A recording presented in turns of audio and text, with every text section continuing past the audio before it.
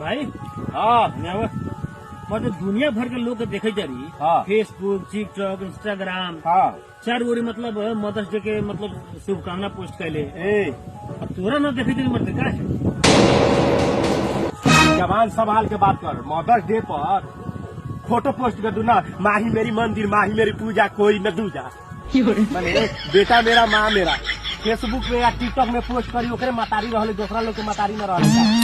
बतुआल बड़ा ये तो हम तो वो देख ले बा 2-3 बड़ा के हमरे गांव के अपना बाप मतारी के अलगे कह दिले बा। अपने मारदा मौगी खूब फैली से रहले आ तीनों बेटवा 3 लन आ बापो मतरिया 1 लन। बूढ़ा हो गेल बा, 60-70 साल के हो गेल बा उमेर।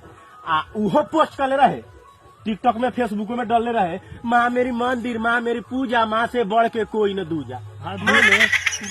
बाप मतारी के मरे तारी रोज सवेरे दू हाथ पतोहियो मरे ता, बेटो मरे ता। आ फेसबुक में आ टिकटॉक में कही तारी आज आमा को मुंह फेरने दिन हो, आमा को मुंह फेरने दिन हो कह देते। आ फेसबुक पे लिख देते या टिकटॉक में लिख देते, ओकरे मतारी रहले, दूसरा के मतारी न रहले।